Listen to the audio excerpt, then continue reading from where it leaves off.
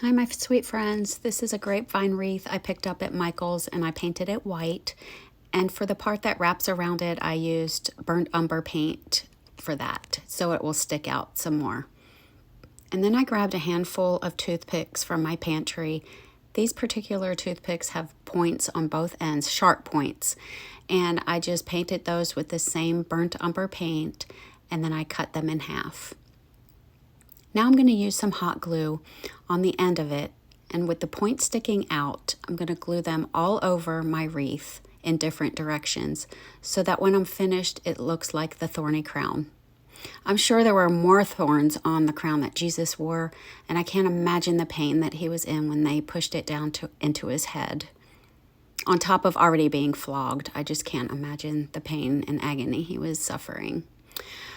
I had this cross custom cut. It's pretty big. This is a 1 foot ruler, so you can see how big it is. I just gave it a coat of tan paint and then dried it completely. I forgot to hit record when I put my words on Thank You, Jesus, but I did a recording yesterday with the same saying, and you can see the technique I used if you just go back and watch it. What I'm going to do now is just wrap some jute 4 times around the bottom, the sides, and the top, and I'm going to secure that in the back with some hot glue. And then I put an X pattern in the middle, just like that. I decided it needed something else in this area, so I just freehand drew some nails. And I'm coloring them in with a gray paint pen. Once I got 2 of them done, I put the 3rd one at the bottom by itself. Once done, I dried that completely and glued the crown of thorns to the front of my cross. I flipped it over and put a jute hanger on the back, and that's all I did.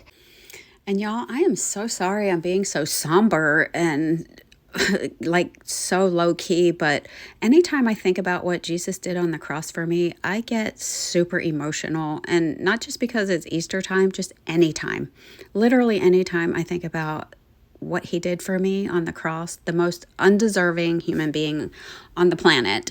He died on the cross for my sins so that I could be with him in paradise. And if you don't know what I'm talking about and you want to know, please reach out to me. I will gladly tell you all about my Jesus and what he did for me and for you. Love you guys. Don't forget to share this around so that as many people can see this as possible. I'll see you next time. Thank you, Jesus.